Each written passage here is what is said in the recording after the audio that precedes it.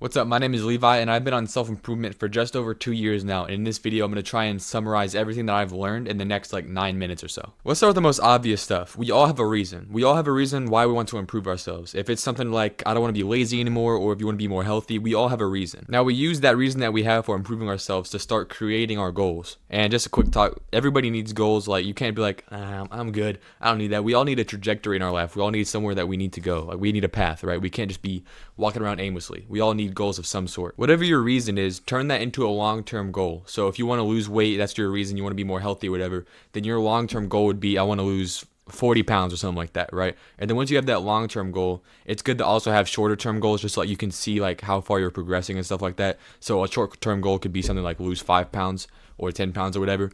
That's kind of up to you. But you get what I'm saying? You have long-term goals and you have short-term goals as well. The way you should make goals, or the way I make goals, is I try to aim as high as possible, almost unrealistically. My thought process being if I aimed as high as I can, that means I'm going to try harder than if I aimed lower, right? So if I aimed, let's say, at a level of 20 and I got to 15 because I tried as hard as I could, but I still failed the goal, it's better than if I aimed at 10 and got 10, because you get what I'm saying?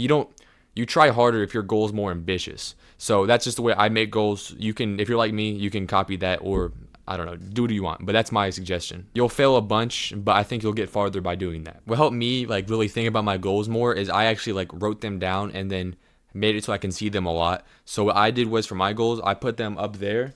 And then I also made a page on Notion so that I can always have a site on it. So I can see each month what my goals are, and then at the end of the year I have a long-term goal. So if you just want help with goals, make a page on Notion, and then also have a physical thing that can remind you of them. So now that we have goals, how do we achieve them? This is how I learned it personally. So imagine that there's a person that you are right now. Here's you. And then there's the person that you want to be like. So let's say you want to be a great student. This is the great student and this is you. Look at what habits you guys are doing. So maybe you procrastinate, you don't pay attention to class, stuff like that. The great student, what he does, he takes notes in class, or Bro, why does my lighting keep doing that? Sorry, I have LEDs, but they're kind of they're tweaking right now, so I guess the lighting's gonna be a little different. But where was I? Yeah, so look at the habits that you both have. The great student, what he does is he pays attention in class, he takes notes, he has time where he studies outside of class, stuff like that, right? Those are his habits. Now, if you want to be more like the great student and less like yourself as of now, then you have to do the habits of the great student. If you do the habits of somebody, you become more like them. That's just that's obvious. If you act like somebody, then you are becoming somebody, right? So now that we know that taking the habits of somebody makes us more like them, how can we help ourselves to build those habits more efficiently? This is the most basic tool that is in self-improvement. It's called the Habit Tracker. It's from a book called Atomic Habits. Let me just look at the screen. Yeah, so it's from Atomic Habits. It's written by James Clear. Very good read. I've read it twice or something like that. And it's that's not too many pages. So if you're not a big reader, I would suggest buying it. But yeah, how does it work? I'll just put it on the screen again. As you can see, it's like a grid formation, right? The habits are on the top, and then the dates of each day is on the side, right? And you make a grid. And let's use the great student example. The great student, what he does as an example of a habit he does is he studies outside of school. So if you want to become a great student, you write study outside of school or something like that. You can just put study, right? And then every time you do that, every day that you study, you check that off. And now what does this do for you? What does this system help you with? One, it keeps you more accountable because you can see your progress. You can see if you're not progressing, if you're doing good, you can see how well you're doing, right? And it also helps you be more consistent, right? If you see that right there, if you see the habit tracker in front of you, and just real quick, I suggest putting your habit tracker somewhere where you can always see it. So if you're on a desk all day, like I am, then put it on your desk or whatever, you get what I'm saying? But it keeps you more consistent by showing you, hey, this is what you said you was going to do. Now are you going to do it? And if you have a drive to actually improve yourself, you're more likely to be okay, bet, I'm going to go do that. Now, unless you're a superhuman, at some point you'll notice that you're starting to fail. You'll start being less consistent. You'll start seeing that your grid isn't as filled up. Your habit tracker is getting a little less busy. There's less check marks. Understanding that is very important to somebody who wants to improve for the rest of their life, which I'm considering you want to. Usually people don't try to improve themselves and they just stop randomly. So if you want to improve yourself for the rest of your life, you must understand that failure is almost it's required almost, right? You're going to come by it at some point in your life. Multiple times. If you aren't okay with failing, then you will always fail, right? It is necessary. It is needed. Failure is it's a necessity. You need failure. This is a textbook example, but let's think about it. In the gym, how do you build muscle? It's not by watching people work out. It's not by doing like one rep. It's by reaching or getting close to failure. If you want to be the strongest in the gym, you have to be okay with going to failure multiple times or like consistently. You have to be consistent with failure. If you're scared of that failure in the gym and you avoid it or you just quit entirely, then you're not going to make any progress. The same is for everything else, right? If you aren't cool with reaching failure consistently, then you won't progress nearly as much as if you did.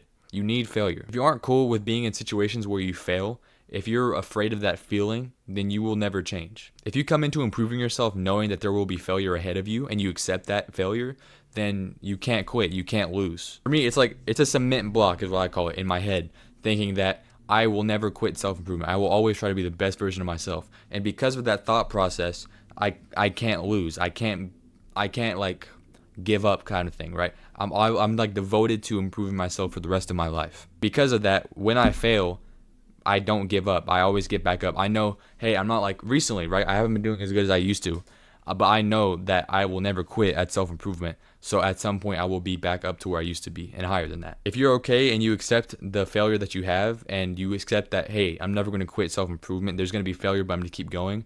Then you will reach your goal. The last thing I want to talk about before I end this video is routine, the value of it, right? So this summer, like I said, I haven't been doing as good, but I still stuck to a morning routine. Every day I'd wake up, I'd take a shower, I'd do all that maintenance stuff like deodorant, brush teeth, like flossing, all that stuff.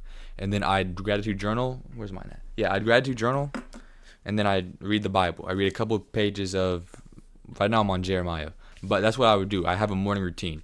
And I can attest to this, that a morning routine does help you become more productive because you start your day off positive. And routine isn't one of those things where it's like if you fail one time, all your progress is gone. Like I've skipped my routine multiple times, probably a couple days in a row, and my results are still here, right? Night routine is also very important, right?